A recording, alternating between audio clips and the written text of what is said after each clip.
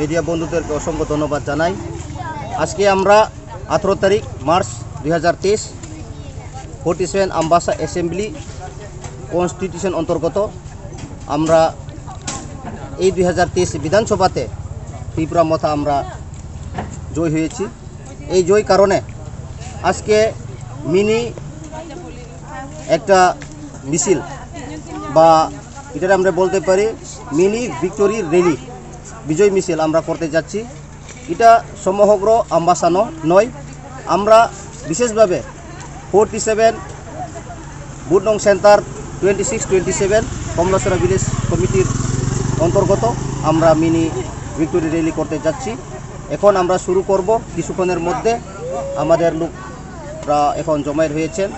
তো এটাই আমরা এই 2023 বিধানসভাতে এই ত্রিপুরা মথা হয়ে আমাদের শ্রীযুত চিত্তরঞ্জন দেববর্মাকে আমরা জয়যুক্ত করতে পারছি, সেটাই আমরা অনেক এখানে আমাদের ওয়ারিয়াররা অসংখ্য ফুর্তি। কারণ আমরা প্রায় 10 বছর এখানে এই 47-এ এমএলএ ছিল না, তো নতুন মুখ আমরা এমএলএ পেয়েছি। সেই জন্য আমরা ফুর্তি আকারে একটা আমরা ছোট্ট বিজয় মিছিল করব।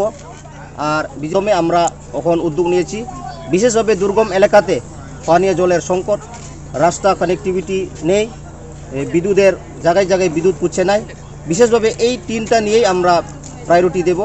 আমরা 21 তারিখ থেকে প্রত্যেকটি পঞ্চায়েতে আমরা এখানে পঞ্চায়েত যারা মনিটরিং কমিটি চেয়ারম্যানের সাথে বসে কি মানুষের জন্য প্রথম প্রায়োরিটি সেটা প্রজেক্ট আমরা তৈরি করে আমরা এসডিএম বা বিডিও সাথে মিলিত হয়ে যে নিডি এই প্রায়োরিটি দিয়েই আমরা জনগণের স্বার্থে কাজ করার উদ্যোগ নিয়েছি এবং আমরা করব।